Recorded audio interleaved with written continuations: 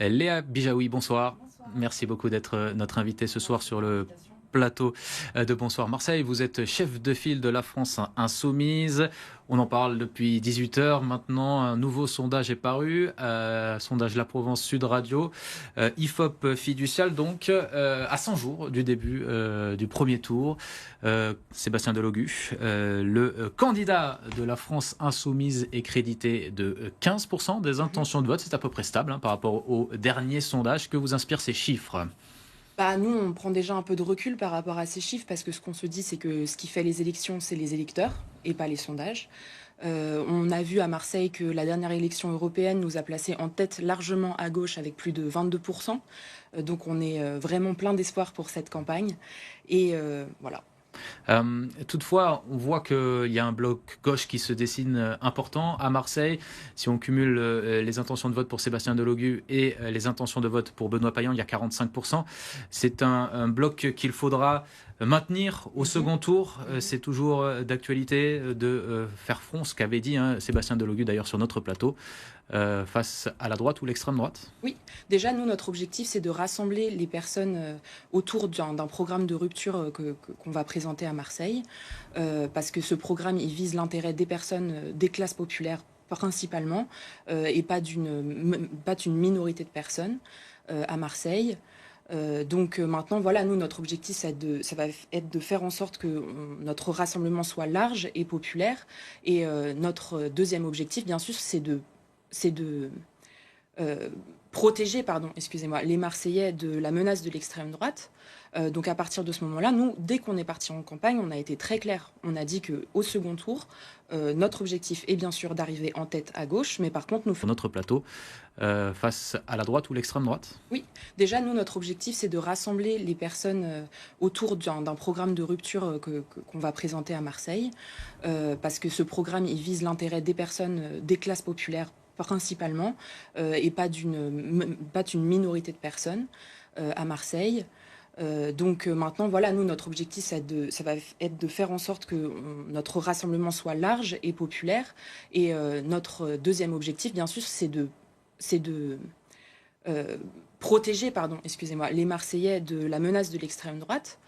Donc à partir de ce moment-là, nous, dès qu'on est parti en campagne, on a été très clair. On a dit qu'au second tour, notre objectif est bien sûr d'arriver en tête à gauche, mais par contre, nous ferons tout ce qu'il faut pour faire en sorte de préserver les Marseillais et les Marseillaises de l'extrême droite. Alors c'est parti donc pour cette campagne, c'est la première pour le candidat Sébastien Delogu. Comment vous vivez ce lancement de campagne ? Écoutez, très bien, on fait plein de porte-à-porte. On était dimanche dernier, par exemple, à la Castellane, on était plus de... pour objectif de défendre les intérêts des classes populaires. Et ces classes populaires, elles sont partout dans Marseille. On se rappelle, à la dernière élection présidentielle, Jean-Luc Mélenchon faisait 33%. Et ces 33%, ils sont partout dans Marseille, pas que dans les quartiers nord ou les quartiers populaires. Moi, par exemple, je suis militante dans le 4e et le 5e arrondissement. Il n'y a pas d'énormes quartiers populaires, mais par contre, ces classes populaires, elles sont partout dans ces arrondissements et donc partout dans Marseille. Quel accueil vous avez quand vous allez, je pense, dans le 8e par exemple, le 7e arrondissement, des quartiers où Sébastien Delogu est moins plébiscité ? Mais comme je vous l'ai dit, il y a des personnes qui se retrouvent dans le programme partout sur la ville de Marseille. Donc qu'on aille dans le 8e, dans le 7e, dans le 4e, dans le 15e, il y a toujours des personnes qui sont très satisfaites du programme qu'on est en train de leur montrer et surtout de l'horizon qu'on est en train de dessiner pour Marseille. Un horizon qui puisse unifier tous les Marseillais. Alors cette campagne est bien lancée cette fois. On voit que beaucoup de candidats ou d'équipes de candidats taclent sévèrement le bilan du maire actuel, Benoît Payan. Est-ce que ce sera aussi un petit peu le mot d'ordre à la France Insoumise, combattre Benoît Payan et son bilan, ou combattre ceux qui attaquent Benoît Payan et je pense à la droite et l'extrême droite ? Nous, notre ennemi politique, c'est le Rassemblement national. Quand on voit Franck Alizio qui, il y a quelques jours, disait qu'il fallait interdire les femmes de porter un voile sous peine de leur donner des contraventions, c'est des choses que nous, on ne veut pas entendre, qu'on ne veut plus avoir dans les plateaux télé. Donc notre programme, il est contre l'extrême droite. On a une stratégie qui est de rassemblement populaire. On pense que le bilan de Benoît Payan est insatisfaisant, mais notre objectif, c'est de vaincre l'extrême droite à Marseille. Alors Franck Alizot, donc candidat du Rassemblement national, adversaire déterminé pour la France insoumise. Pourtant, vous avez tous deux, la France insoumise et le Rassemblement national, des électeurs qui viennent des quartiers populaires. Comment vous comptez récupérer ces électeurs qui ont fait le choix de se tourner vers le Rassemblement national plutôt que vers la France insoumise dans ces quartiers populaires? Eh bien, nous leur disons que le Rassemblement national n'a pas du tout en tête leur intérêt. Nous, ce qu'on pense, c'est qu'il faut absolument faire en sorte que dans cette ville, il n'y ait plus un Marseillais sur 4 qui vit sous le seuil de pauvreté. On s'intéresse vraiment aux préoccupations des gens, pendant que, pendant ce temps-là, Franck Alizot est en train de déblatérer des orduries racistes et sexistes partout sur la télé, juste pour, dans un espèce de... Oui, c'est une idéologie en fait qu'ils ont, alors que nous, ce qu'on veut, c'est vraiment changer la vie des gens. Avant de parler du meeting, quand même, demain, un mot sur cette polémique, Martine Vassal et ces mots. Alors, elle a clarifié la situation, hein, mais il a été question d'un ralliement entre la droite et le Rassemblement national au second tour. Martine Vassal a réaffirmé que ses propos avaient été mal interprétés, qu'il n'y aurait en aucun cas d'alliance entre le Rassemblement national et la droite que représente Martine Vassal. Qu'est-ce que vous pensez de cette polémique ? Eh bien, moi, je pense que c'est dramatique. En fait, ce qui se cache derrière ça, c'est le bilan catastrophique de Martine Vassal.